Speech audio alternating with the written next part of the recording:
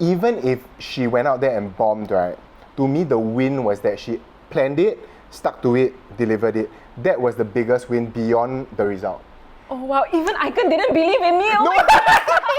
Oh my god! Hi everybody, I'm Aiken. And I'm Wai Jia.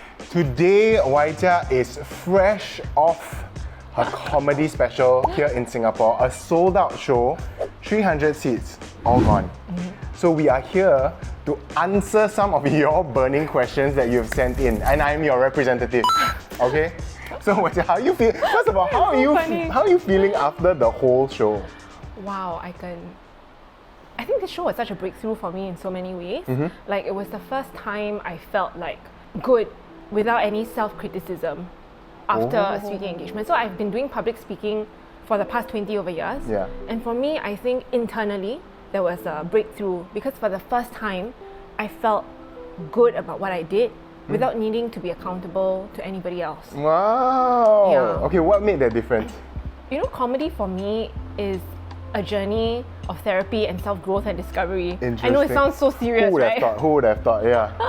But why suddenly comedy, right? I'm such a serious person. When I was in Tanzania, Yeah.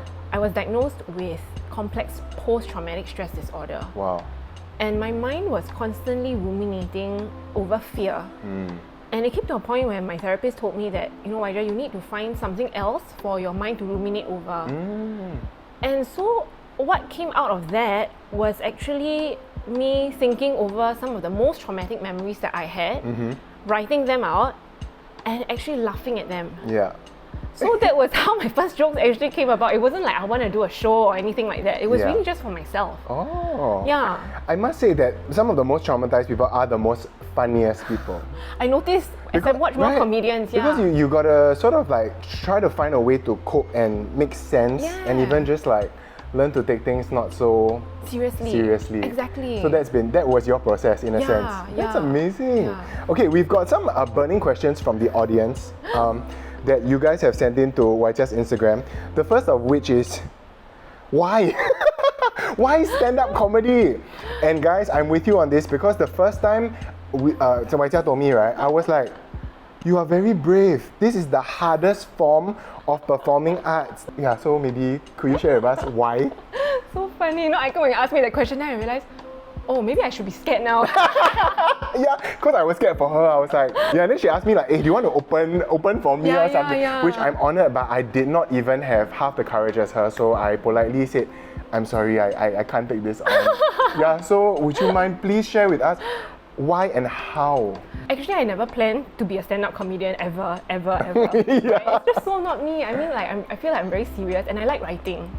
But then, like, you know, when my therapist encouraged me to really put my mind in a different creative space, you know, Cliff and I actually had many talks about this. Then one day, somebody opened up the opportunity to fly us back to Singapore. Like, strangers just came up to us, somebody paid for our flight tickets, somebody we don't even know, and somebody opened up homes in Singapore and in Perth for us. So that's how our journey was even possible to come back. And instead of just gathering friends to tell them, you know, all our hardships about, you know, the humanitarian work that we were doing, I thought, you know, I told Cliff, I said, why don't we share it in a way that intrigues people instead. Wow. It's a way that is like fun and lighthearted rather than come in together and talk about sob stories, so sad. And so Cliff said, okay, why don't we just do like a small gathering with like some friends. He said, I know you've written some jokes, why don't you do 15 minutes? What?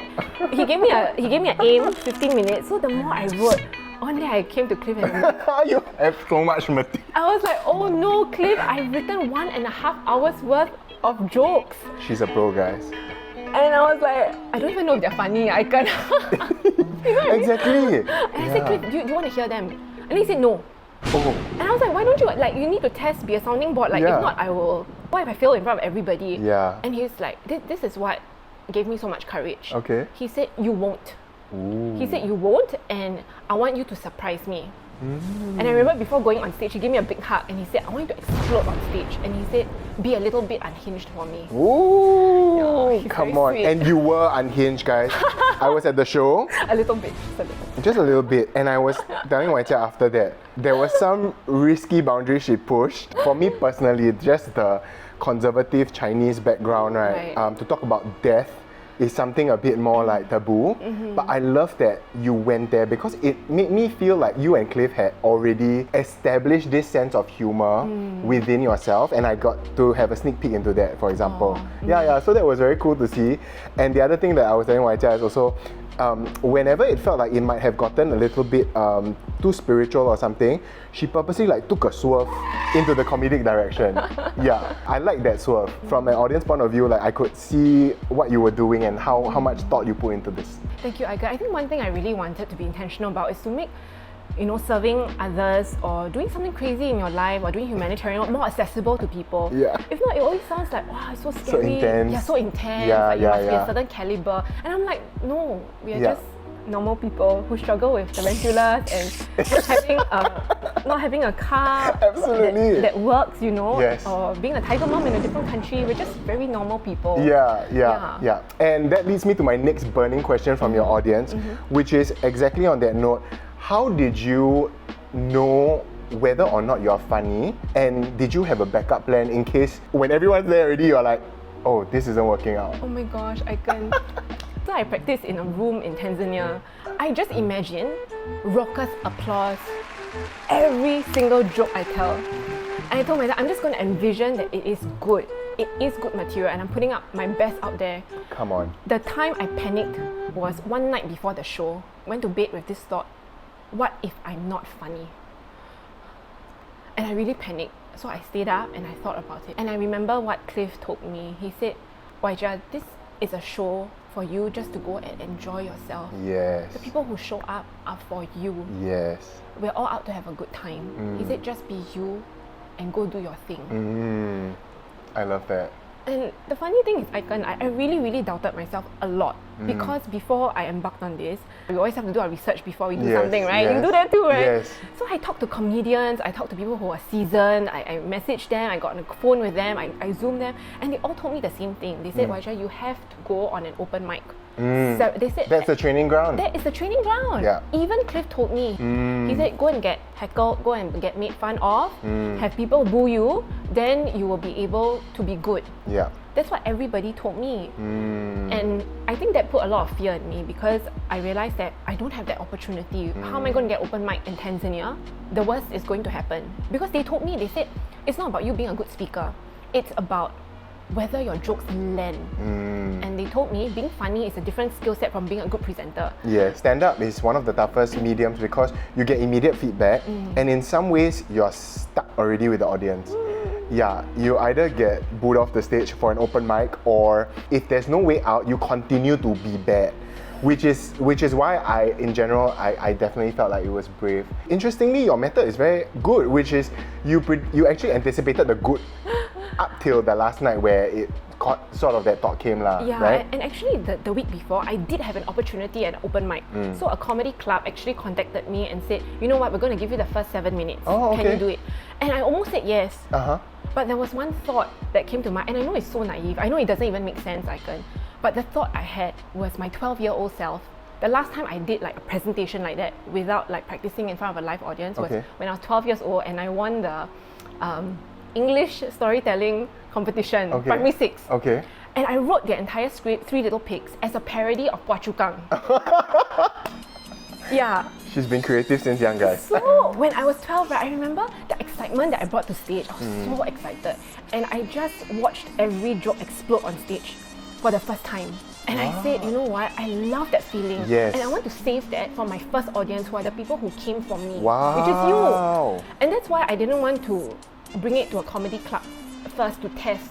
Because I felt like if I did that, the memory I will keep for myself is always that my debut were for people who didn't know me, didn't care for me. Right. But what was this comedy really about? I'm not there to be like the best comedian in the world. Right. I'm really doing this for people I love, who care for me, who stood for us. Yes.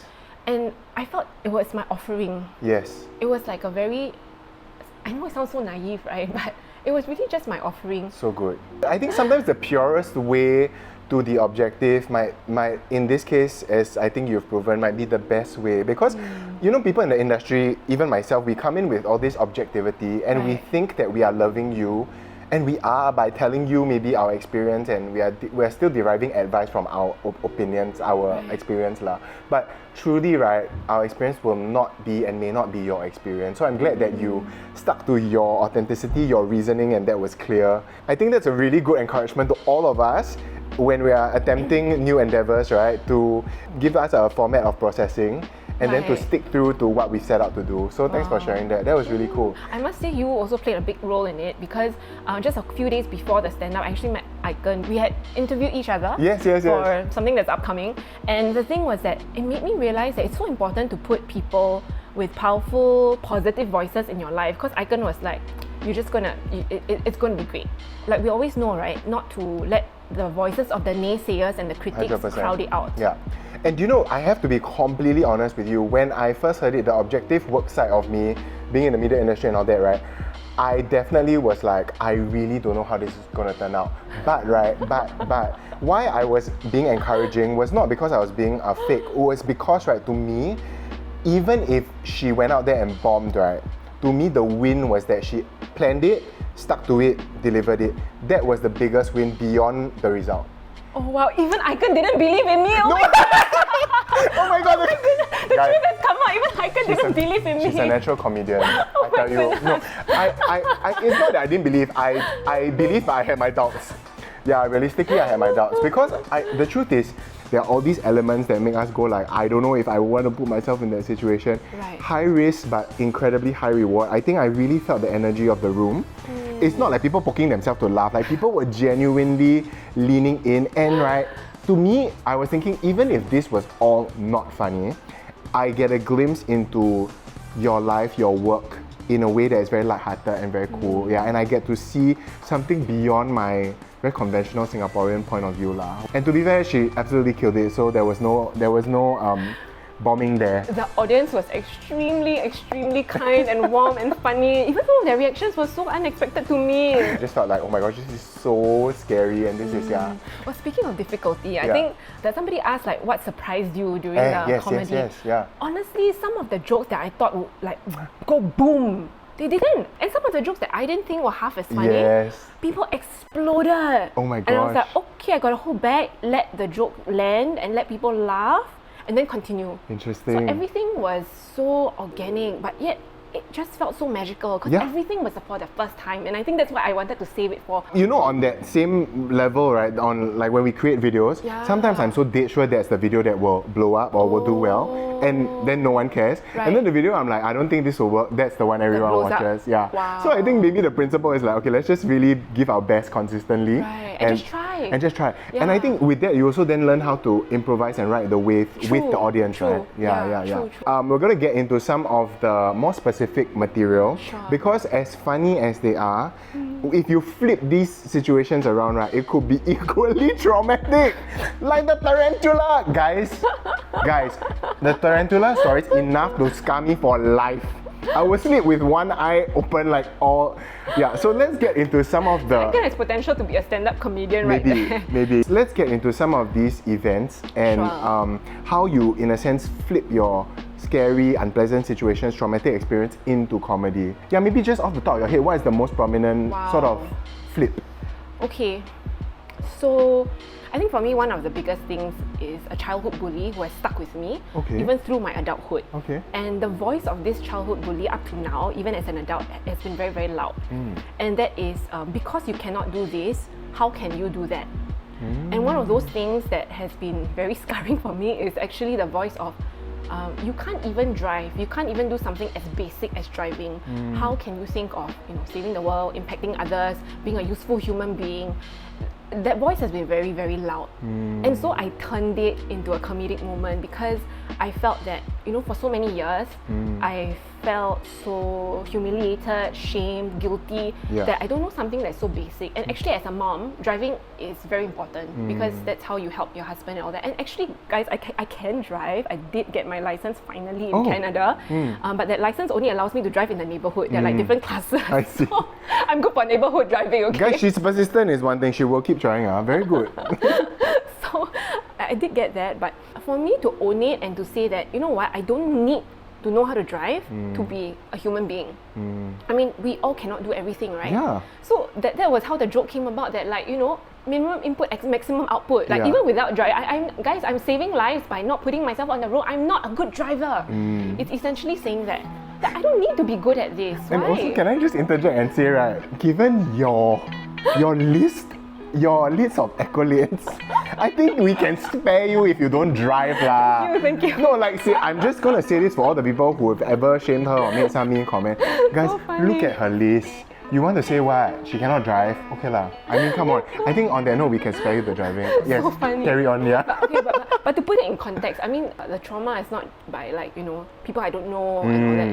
It's like, you know, right, it's certain very people in your life who has very powerful dynamics. Yes. Just to put it in context. Yes, it's yes, not like yes. any Tom, Dick or Harry who said, oh, you cannot drive. Yeah. It was that context. Yeah.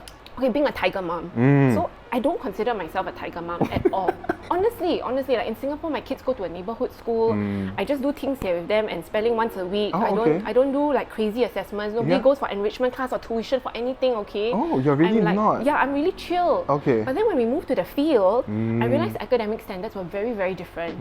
And that's when I realized that, oh dear, I became the mom who went to the principal to ask for past year exam papers because there's no popular bookstore, there's no Yeah. assessment books.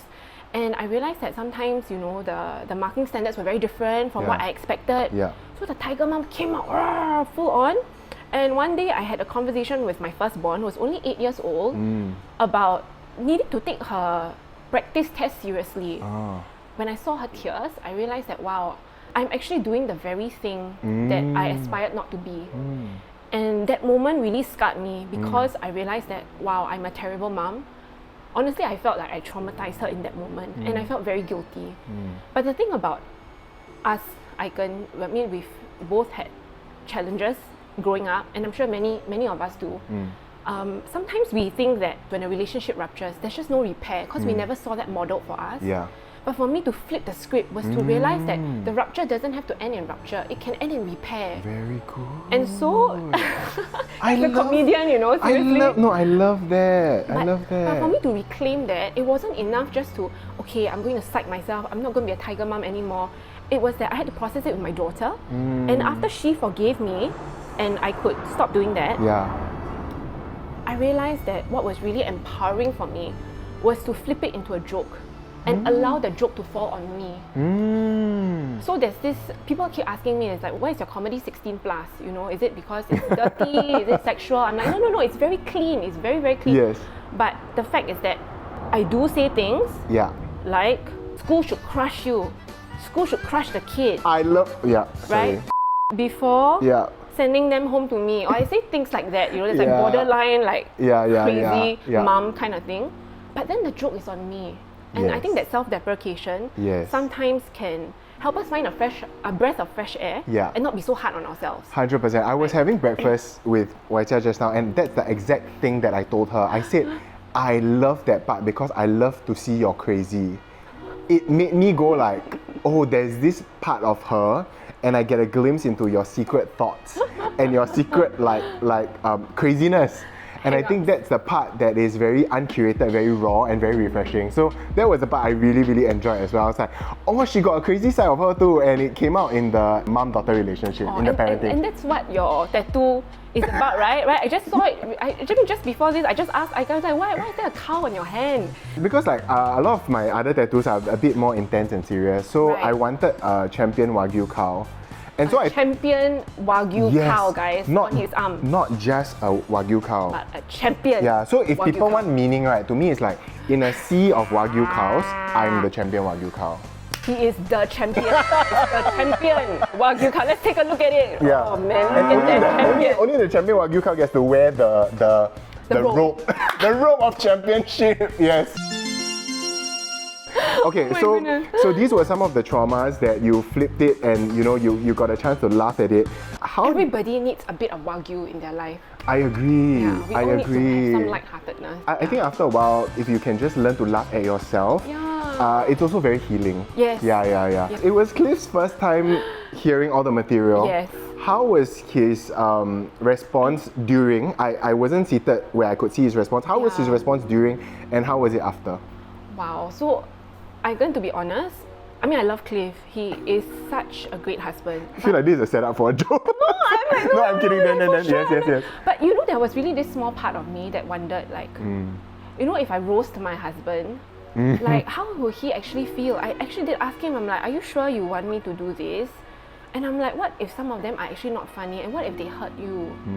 I did actually have this serious conversation. And Cliff was like, Wai Jia, I've been married to you for 13 years. There is nothing that you will say that is going to surprise me. And he's like, watch me. And he actually enjoyed the whole thing. And I actually suspect that because he was in the audience, I suspect that people were casting glances to him. And he was just enjoying himself. And right after the show, when he came on stage, you know, he gave me a big hug. The message that touched me the most that a follower sent in from Instagram was that, you know, Wai Jia, it was so heartwarming to see you roast Cliff in such an honourable way. Wow. And I was like, skills, wow. guys. Not to mention technically very difficult to do. Wow. But I just feel that Cliff, I mean, he's such a good man. And this whole comedy actually started because of him. Yes. He's the one who said, you really need to do this for you, not for anybody else. And he was the one who believed in it. He's the one who designed the poster with one of my friends. Amazing. And I said, this is so obiang, it is so ugly, I can't take it. And he's like, this is exactly the thing you need to go for, just lighten up. Totally. The visuals were hard to forget with the Dragon Mom pose and the face and the expression. Beautiful.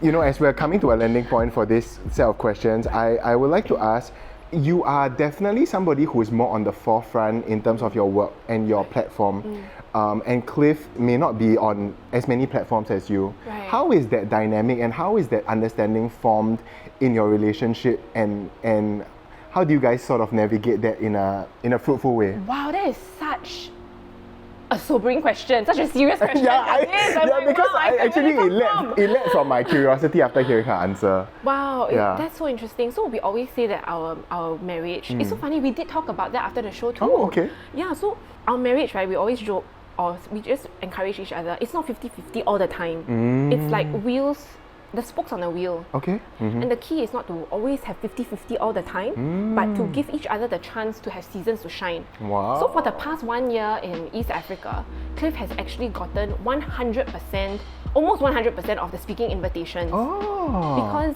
of his prominence and his standing there. Yes. And for that 1 year, Cliff actually asked me, he said, are you okay? And I said, you know, sweetheart, it's your time to shine. I said, you go for it. Just take up everyone. Don't refer them. Don't refer me to them. You know, like, oh, can you invite me? I'm like, no, don't do that. Just go for it. Just enjoy it. And so when it came to this, Cliff was like, just go for it. Wow. And right after the event, I actually checked in on him. I said, are you okay? Like, how do you feel? Because I think it's very normal for all of us to have like trigger points. Of course. And I think we accept in each other that, you know what, just because you are triggered at this moment, it doesn't mean you don't love me or I don't love you. It's just that we all have our own stuff to deal with. Very good. So we keep checking in. I love that. And this time he was like, you were great, I'm so happy. And he's like, you really needed to do this. And he's like, we got a plan for the next show. Oh, manager mode. So actually, I've already started writing the next show. Oh my! Cliff again. So he found out he discovered the title for this show, right? He came out with Dragon Lady. During an argument we were arguing so hard, and then suddenly we laughed and we were like together at the same time. We said that is the title of the next show. So that's where we're at now. I'm speechless. Your fight halfway can just started laughing. Start laughing. Like, this is the title. This is the title. The best comedy truly does come from terrible moments. It really is true. It really is true. And I'm glad now, like, you have an objective to those terrible moments together that could help, you know, maybe speed up the healing process. Even Maybe. I love it. So they put their fight away, guys. So basically, if you want your relationship to thrive, go into stand-up comedy. No, that's so interesting. Thanks for sharing that. You see, like, actually, my objective here was to ask your burning questions, but I think we learned a lot from even just like how you guys work out their relationship, honoring one another, checking in with one another. These are all like amazing components and things that would really help to enrich us, not just with laughs, but with wisdom. So thank you so much for sharing. My final question is, was there a debrief for this show, like between you and Cliff, or did y'all just like enjoy and then like, okay, let's just move on? Okay, we did celebrate over 1 packet of salted egg yolk crisps. Okay. The salted fish skin crisp. Okay. Yeah, I was waiting 1 year to eat that. Okay. Actually, Cliff's only KPI for me was this. He said, "Did you enjoy yourself?" Yeah. And I was very touched when he asked me this. Yeah. And actually, the first thing I said to him after the show was that, for the first time in my life, Cliff, I feel free. Oh. Yeah. Because Wow. I think all this time when I do public speaking, I always feel like I'm carrying the weight of an organization. I'm representing something, some name, some identity. And for the first time being a comedian, I felt I could let go of all of that and just be authentically who I was. And for so many years, people who had powerful places in my life, or whom I had allowed to have a powerful hold over me, had told me things like, who do you think you are? Do you think you're an influencer? People won't take you seriously if you speak like that, or if you do this or you do that, or why don't you do this? It will be better for your career. And for the first time, I finally felt like I don't want to be boxed in by any of these shoots. I just want to be. Amazing. Yeah. Amazing. It truly is on that note that I would like to close, because on the way to this shoot, I told Wai Jia, I'm not being encouraging for the sake of it. I am telling you that there are many influencers out there who cannot activate a crowd the way that you have. To have a skill set and multiply that skill set, then to activate your community to turn up for an event, I think it is no small feat on top of the actual stand-up comedy itself. So you can see how there are many things at play, many moving parts, which I find miraculous, remarkable, and truly outstanding. Which is why I'm always just so happy to speak to you, and I have a lot of respect for the endeavors and the boxes that you try to break out of. Wow, Yeah. thank you, Aiken. On that, I have to say, one of the things I did tell the audience that night, I said, everyone congratulates me on having like 2 sold out shows. And I always remind people, this is my debut. No one knows if I'm good or not. So the awesome part is you guys, Yeah. who showed up to support. Absolutely. So, thank you so much for watching. I mean, like, do you have any Yeah. last final words you want to say to your audience who are watching? I had such a great time, and I'm just so grateful for every little message that you have sent to me and shared, because honestly, like, this entire thing wouldn't have happened without you. So thank you so much, and I'm so grateful for you. Yay! Yeah. Thanks for watching, everybody. I hope that you learned something. I'm sure you've learned something and you've laughed a little bit today. Everybody needs a little Wagyu in their life. Well said. Get yourself some Wagyu.